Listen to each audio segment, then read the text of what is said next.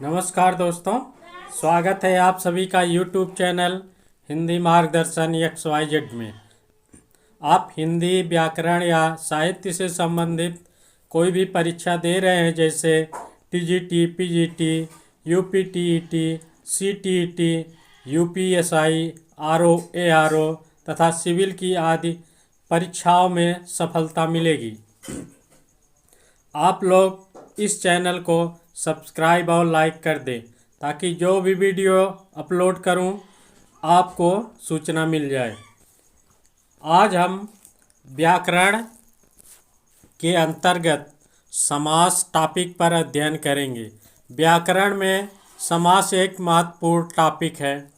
इसमें परीक्षा में 2 या 3 प्रश्न अवश्य ही रहता है।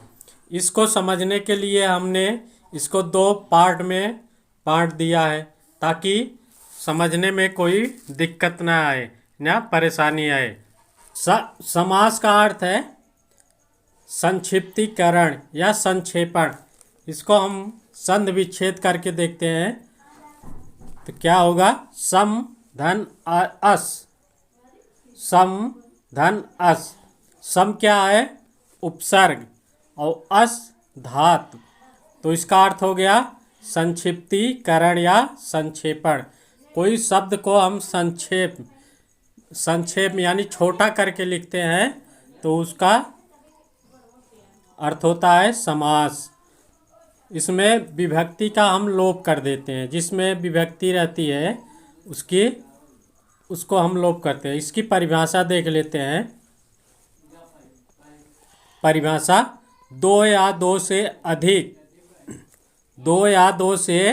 अधिक पद या शब्द, यानी 2 या 2 से अधिक पद या शब्द अपनी विभक्तियों का लोप करके नवीन पद, विभक्तियों का लोप करके नवीन पद या शब्द का निर्माण करते हैं, अर्थात एक स्वतंत्र शब्द बन जाता है। ऐसे बने शब्दों को समस्त पद का सामासिक पद कहते हैं। यानी 2 या 2 से अधिक शब्द या पद मिलकर इसमें विभक्तियों का लोप करके एक नए शब्द का निर्माण करते हैं तो उस समस्त पद को सामासिक पद कहते हैं। इसके आगे देखते हैं, कुछ समास के नियम भी है। तो नियम में देखते हैं। पहला नियम: समास में कम से कम 2 पदों का योग होता है। यानी समास में 2 पद अवश्य रहेंगे। समास में समस्त, पहला हो गया। दूसरा है समास में समस्त होने वाले पदों का विभक्ति प्रत्यय लुप्त हो जाता है। यानी इसमें जो विभक्ति लगती है, विभक्ति कितने हैं? 8। हिंदी में 8 है। तो उसको आगे हम बताएंगे। तो इसमें विभक्ति का लोप हो जाता है। तीसरा नियम है समस्त पदों के बीच संधि की स्थिति होने पर संधि अवश्य होती है, लेकिन संस्कृत में, हिंदी में नहीं। और संधि और समास में अंतर देख लेते हैं। संधि और समास में अंतर क्या है? पहला, समास में 2 पदों का योग होता है जबकि संधि में 2 वर्णों का। समास में 2 पद होते हैं जबकि संधि में 2 वर्ण। और दूसरा नियम है संधि में विच्छेद यानी अलग करना, जिसको विच्छेद मतलब अलग करना होता है, जबकि समास में विग्रह होता है। और तीसरा नियम है हिंदी में संधि केवल तत्सम शब्दों में होती है। हिंदी में संधि केवल तत्सम शब्दों में होती है, जबकि समास संस्कृत, तत्सम और हिंदी, उर्दू हर प्रकार के पदों में होती है। समास हर जगह होता है, लेकिन संधि जो है केवल तत्सम शब्दों में। तत्सम मतलब जो संस्कृत से सीधे आए हुए हिंदी में हैं उसे तत्सम कहते हैं। तत्सम यानी शुद्ध शब्द जो होते हैं। और समास में दो पद होते हैं। अगला देखते हैं, समास में दो पद अवश्य रहेंगे, प्रथम पद और द्वितीय पद। जैसे ये हो गया, कोई शब्द है, फिर इसके आगे ये प्रथम पद हो गया, ये द्वितीय पद। प्रथम पद को पूर्व पद यानी जो पहले आए, और द्वितीय पद को उत्तर पद यानी जो बाद में आए। ठीक। अब इसके बाद समास के भेद। समास के कितने भेद हैं हम देखते हैं। अव्ययी भाव समास पहला भाग, और दूसरा है तत्पुरुष समास। तत्पुरुष में कर्मधारय और द्विग ये दोनों आएंगे। इसके बाद और 6 नियम है उसके, वो भी आ जाएगा। फिर द्वंद्व समास, फिर बहुब्रीहि, 4 समास। अव्ययी भाव समास, तत्पुरुष समास, इसके 2 भाग हैं, कर्मधारय और द्विग। द्वंद्व समास, बहुब्रीहि समास। अब पदों की प्रधानता के आधार पर हम इसका एक बार वर्गीकरण करेंगे। पद, जैसे हमने बताया ना, प्रथम पद और द्वितीय पद, उस आधार पे देखते हैं। पूर्व पद की प्रधानता। पूर्व पद मतलब पहला पद किसमें प्रधान रहेगा? अव्ययी भाव में। पहला पद अव्ययी भाव में। दूसरा पद उत्तर पद की प्रधानता, यानी दूसरे पद की प्रधानता किसमें रहेगी?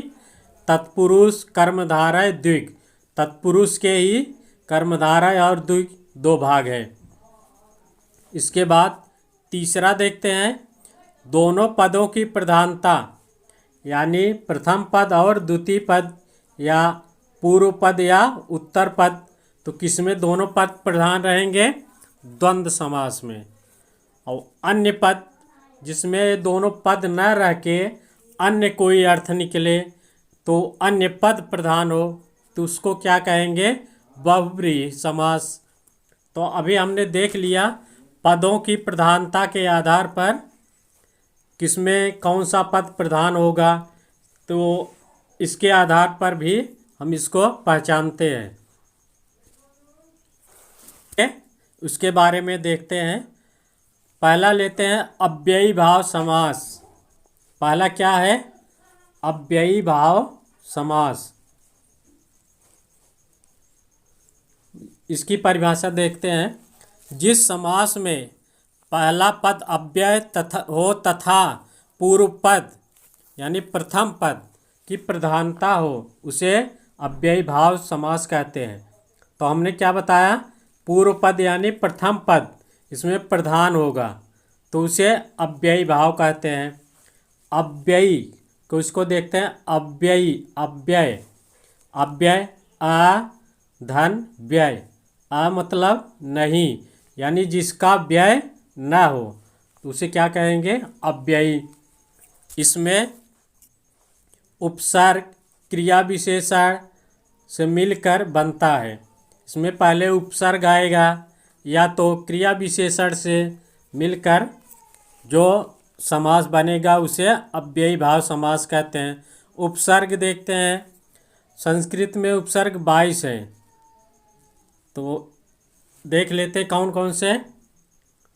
प्र, परा, अप, सम, अन, अव, निर, निस, दुस, दुर, वि, आड़, नि, अध, अप, अत, सु, उद, अभि, प्रति, परि, उप।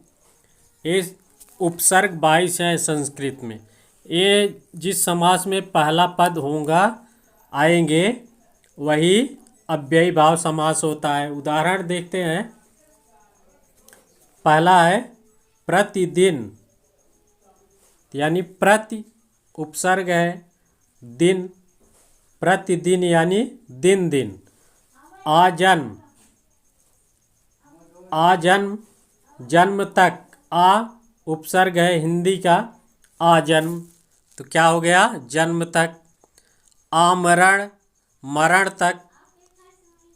व्यर्थ, बिना अर्थ का। यथाशक्ति, यानी शक्ति के अनुसार। भरपेट, पेट भर।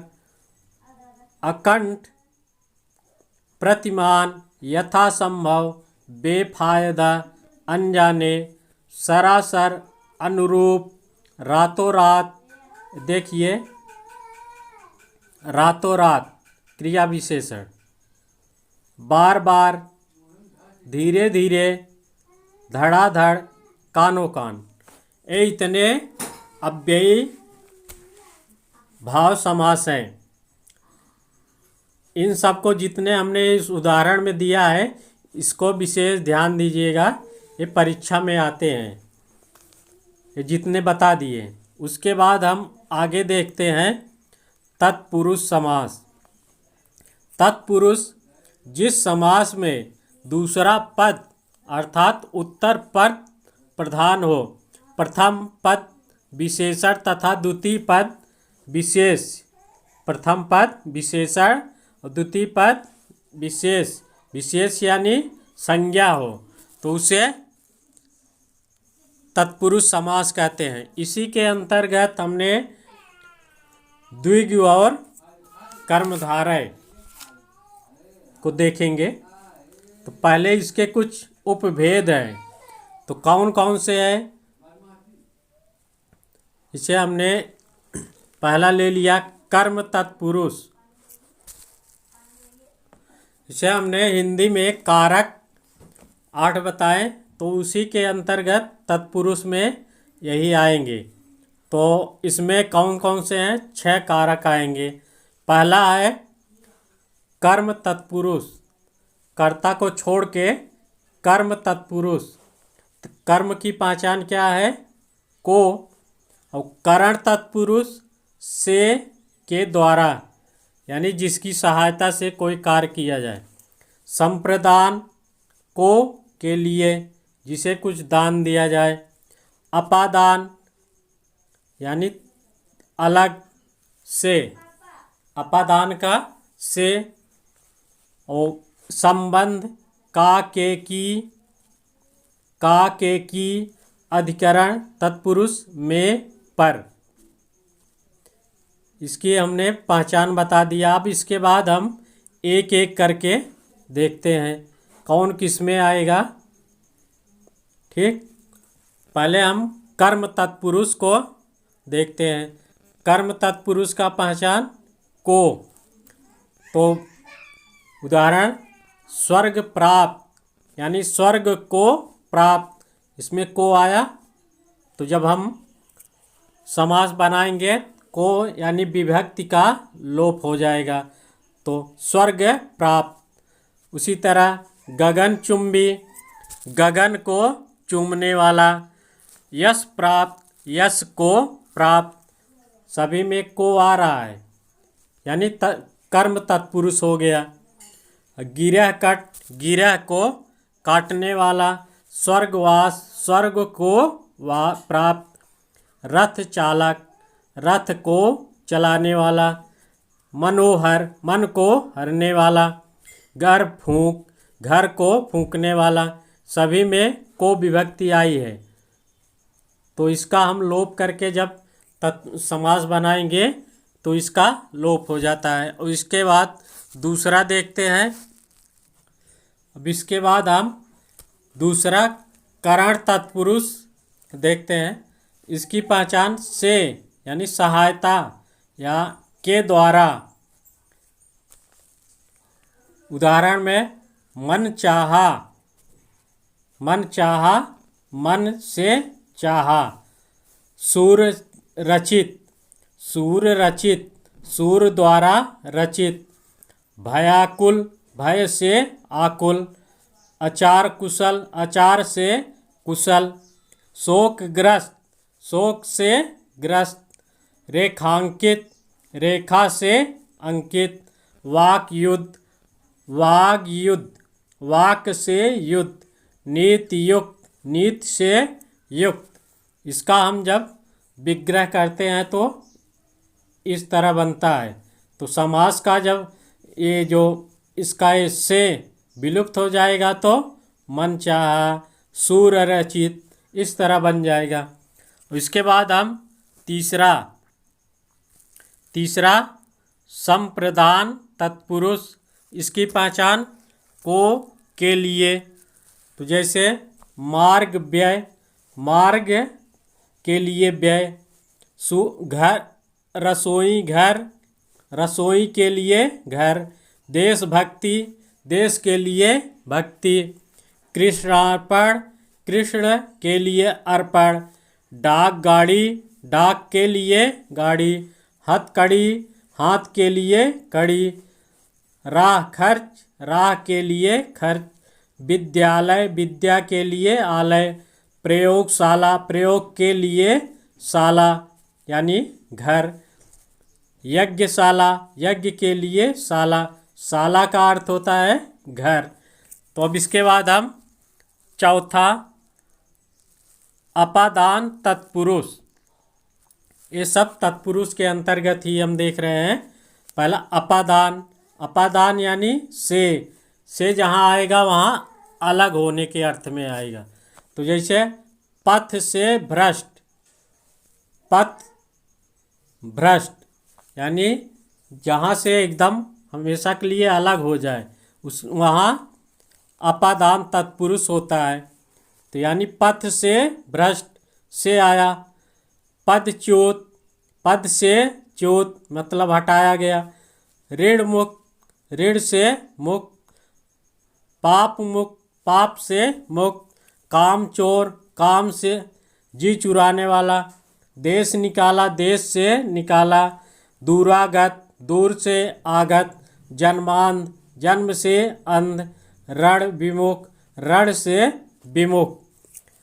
तो हमने अपादान तत्पुरुष देखा, इसकी पहचान से अलग होने के अर्थ में आता है। अब इसके बाद हम पांचवा देखते हैं संबंध तत्पुरुष, का के की, पहचान इसकी का के की। उदाहरण विद्याभ्यास, विद्या का अभ्यास का आया, राजपुत्र, राजा का पुत्र, पराधीन, पर के अधीन, विद्यालय, विद्या का आलय, शिवालय,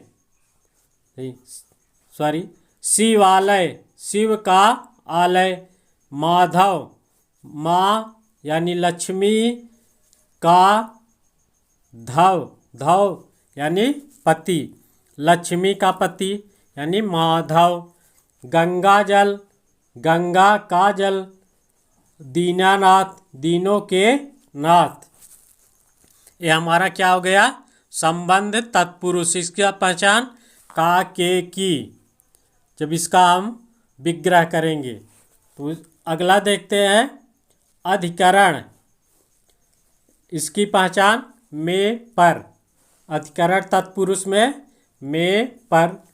उदाहरण में पुरुषोत्तम, पुरुषों में उत्तम में आया, आप बीती, आप पर बीती, गृह प्रवेश, गृह में प्रवेश, आनंद मग्न, आनंद में मग्न, हर फन मौला, हर फन में मौला, नगरवास, नगर में वास, शोक मग्न, शोक में मग्न, सभा पंडित, सभा में पंडित।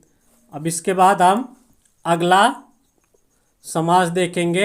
ये हमारा तत्पुरुष समास हो गया। इसके हमने 6 भाग देखे। अब इसके बाद हम अगला देखते हैं। तत्पुरुष के हमने 6 उपभेद पढ़े। इसके बाद कुछ विद्वानों ने इसके और भाग किए हैं। जैसे इसके 4 भेद और हो जाते हैं। आलोक तत्पुरुष, नंच तत्पुरुष, प्रादि तत्पुरुष, उपपद तत्पुरुष। इसको देख लेते हैं। आलोक, आ लोक, आ यानी नहीं, लुक लोप, जिसका लोप ना हो तो उसको क्या कहते हैं, आलोक। उदाहरण परिभाषा, जिस समास में समासिक पद बनाते समय विभक्ति का लोप न हो अलुक तत्पुरुष कहते हैं।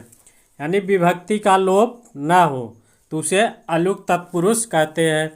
उदाहरण मनसा गप्ता, जैसे मनसा धन गप्ता, इसमें विभक्ति का लोप नहीं हुआ। सरसिज, सरसिज सरस्य धन ज, ज यानी जन्म लेना, सरसिज तालाब। आत्मने पद, आत्मने धन पद। खेचर, खे धन चर, खे यानी पक्षी, चर उड़ने वाला या विचरण करने वाला। तो इसका अगला देखते हैं, नन तत्पुरुष देखते हैं। नन यानी न, जब किसी तत्पुरुष समास में प्रथम शब्द न हो तथा दूसरा पद कोई संज्ञा या विशेषण हो तो वहाँ नं तत्पुरुष होता है। यदि न के बाद व्यंजन आए तो न के स्थान पर अ, यदि न के बाद व्यंजन आए तो न का आ हो जाएगा, और यदि न के बाद स्वर आए तो न के स्थान पर अन हो जाएगा। देखते हैं, न पंडित यानी क्या आया, व्यंजन, प व्यंजन न के बाद, तो क्या हो जाएगा, अपंडित। न उपस्थित, अनुपस्थित, न के बाद उपसर्ग आया, वो स्वर आया, तो क्या हो जाएगा, अन, तो क्या हुआ, अनुपस्थित। न ब्राह्मण, अब्राह्मण। न अब्ज, अनअब्ज। न गर्धप, अगर्धप। न सत्यम, असत्यम। न आगंतम, अनागंतम। ठीक, इसके बाद अगला देखते हैं, उप तत्पुरुष। उप में, उपपद तत्पुरुष में बाद वाला शब्द यानी कार, प्रद, कर सार्थक तो होता है किंतु स्वतंत्र रूप से भाषा में प्रयोग नहीं किया जाता। इन शब्दों के साथ जब कोई उपपद को जोड़ा जाता है तब वे अपना संपूर्ण अर्थ देते हैं। जैसे कार, कार को ले लिए तो इसमें जैसे कर, कर में देखते हैं दिन कर, प्रभा कर, भास्कर, तो इसमें ठीक। और कार ले लेते हैं, स्वर्ण कार, माला कार, कुंभ कार।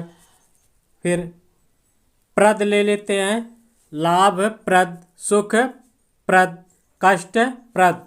ये क्या है, उपपद तत्पुरुष। इसके बाद प्रादि तत्पुरुष। प्राद में जब प्र धन आदि, जब किसी वाक्य में प्रा आदि उपसर्ग पड़े तो उसको प्रादि तत्पुरुष कहते हैं। प्रा उपसर्ग पहले हो तो उसको प्रादि तत्पुरुष। जैसे प्राचार्य, प्रदेश, प्रपितामह। अब इसके बाद हम अगला तत्पुरुष देखते हैं, द्विग कर्मधारय समास देखते हैं। द्विग, द्विग मतलब द्वि यानी दो, द्वि का अर्थ है दो, गु का अर्थ है गाय, द्वि दो, गु गाय यानी दो गाय। तो देखते हैं, जिस समास में पहला पद संख्यावाची हो और दूसरा संज्ञा हो तो उसे द्विगु समास कहते हैं। पहला पद संख्यावाची, इसकी यही पहचान है, पहला पद जो है संख्यावाची होगा और दूसरा पद संज्ञा होगा। तो कौन सा समास होगा, द्विग। द्विग का अर्थ होता है दो यानी संख्यावाची। अब देखते हैं उदाहरण, त्रिलोकी, त्रि यानी तीन, लोक, त्रिभुवन, त्रिफला, नवरत्न, पंचवटी, त्रिवेणी, तिकोना, दुपट्टा, चौराहा, चौपाया, खट दर्शन, सतसई। इसमें सभी पहला जो है संख्यावाची शब्द है। एक खट, षटकोण, अष्टभुज, तो देखते हैं ना, षट 6, अष्ट 8, दो 2, त्रि 3। ठीक, इसी तरह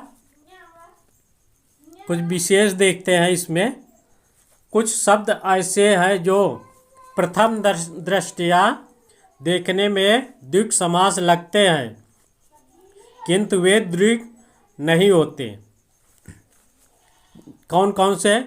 पंचगंगम, पंचगंगम, द्वियमुनम, पंच 5, द्वि 2। तो ये क्या है?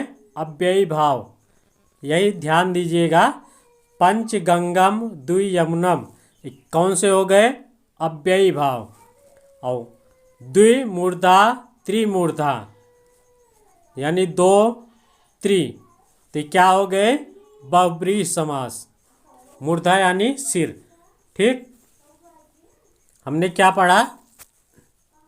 द्विग, द्वि मतलब 2, गु गाय। तो इसका अर्थ हो गया कि पहला पद संख्यावाची हो और दूसरा पद संज्ञा, तो उसे हम द्विग कहते हैं। जो विशेष था, जो इसमें अपवाद थे, उसको बता दिया। पंचगंगम, द्वियमुनम कौन सा है? अव्ययी भाव। और द्विमूर्धा, त्रिमूर्धा कौन सा है? बहुब्रीहि समास। तो हमने अभी तक कौन कौन से समास पढ़ा? अव्ययी भाव समास और तत्पुरुष समास और द्विग। आज हमने 3 समास पढ़ा। इसके अगले पार्ट में 3 और समास पढ़ेंगे। इसके बाद हमारा पूरा समास हो जाएगा। ठीक, चलिए दोस्तों, नमस्कार।